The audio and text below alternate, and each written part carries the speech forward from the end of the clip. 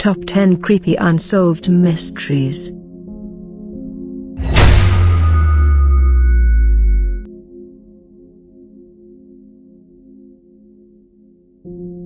The murder of Julia Wallace. Julia Wallace was a British housewife who lived at 29 Wolverton Street in Liverpool. On January 19, 1931, her husband William went to the local chess club for a regular game. When he arrived, he was told a message was left for him by a man named Qualtrough, a name William didn't recognize, telling him to go to 25 Menlove Gardens East. The next day, William did just that, leaving his wife at home. He ultimately discovered it was a phony address. Having spent nearly an hour wandering up and down the road despaired, William went home, where he was shocked to discover his wife's bloody, beaten corpse lying in their parlor. Police arrested William about 2 weeks later, convinced he had left himself a phony message, as the call came from a box only a few hundred yards from his chess club. Even though most of the evidence against him was circumstantial, William was convicted and sentenced to death. William's case was brought up to the Court of Criminal Appeal, which rarely overturned jury decisions. However, the court decided this case warranted it, and William was set free. To this day, no other person has been charged with the crime and it remains unsolved.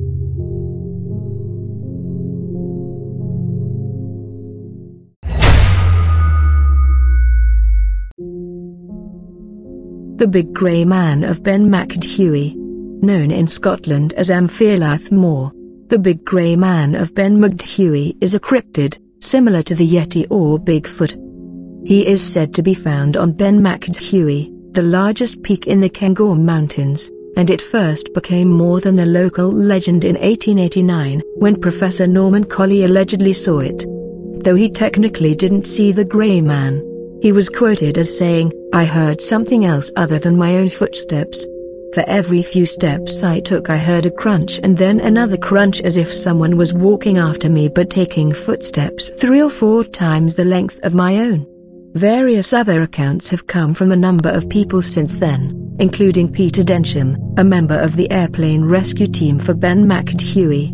Naturalist and mountaineer Alexander Tunian also claimed to have seen the Grey Man, firing 3 shots from his pistol at a figure which charged at him through the mist. A Baroque spectre, a phenomenon where an observer's shadow is cast upon the surfaces of clouds opposite the sun, has been claimed to be the cause of these so-called sightings, although that doesn't explain the sound of an extra pair of footsteps.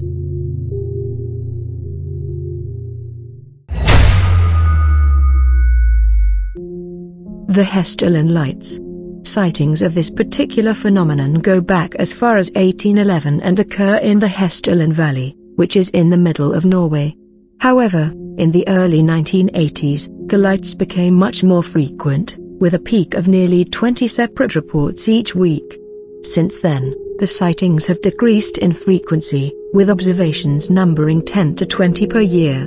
Normally, the lights are either bright white or yellow and hover above the ground.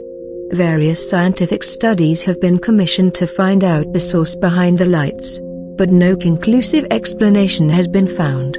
There are cameras stationed around the valley, set up to take pictures of any bright light. Studies meant to refute some of the findings have pointed out a variety of logical explanations, including car headlights and mirages, though they admit that such things don't necessarily explain every occurrence.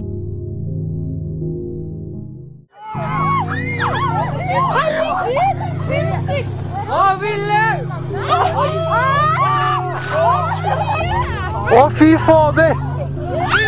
Jeg filmer det, jeg har det på tape! Jeg har det her! Å, dame!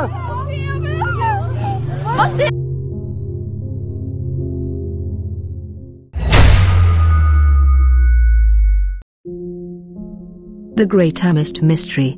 In the latter half of the 19th century, in a little town called Amherst in Nova Scotia, a woman named Esther Cox was beset by what she claimed were poltergeists. Esther lived in a house with her sister and her family.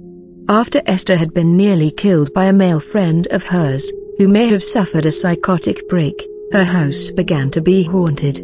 After spending some time at another sister's house in a nearby province because of her failing health, Esther returned to Amherst, whereupon the hauntings began again. After the poltergeists threatened to burn down the house, Esther moved in with another family, whose house became haunted as well.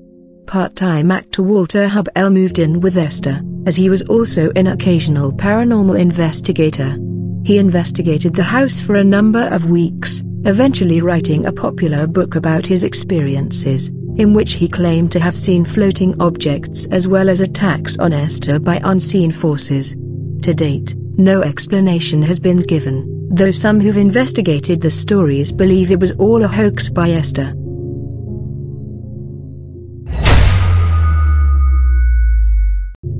The disappearance of Benjamin Bathurst. Benjamin Bathurst was a 19th-century diplomat for Britain, relatively young and extremely proficient in his job, a man with seemingly limitless potential. In 1809, after conducting a diplomatic mission to Austria, he headed home, forced to take a more perilous route to avoid the French because he had been trying to convince the Austrians to attack Napoleon's forces. Bathurst was armed with 2 pistols, so he decided to travel through Germany, under the assumed name of Koch.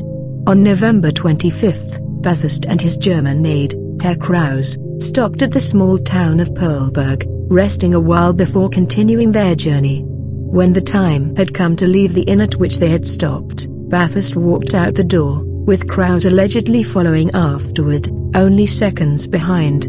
However, when Krause got outside, Bathurst was gone, never to be seen again. Krause himself eventually made it to England, weeks later, and told British officials of Bathurst's disappearance.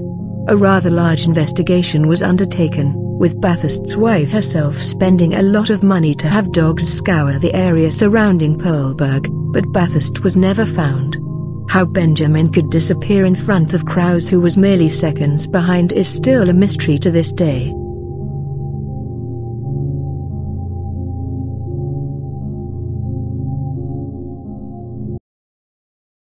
Brother, it's caught in the crossfire.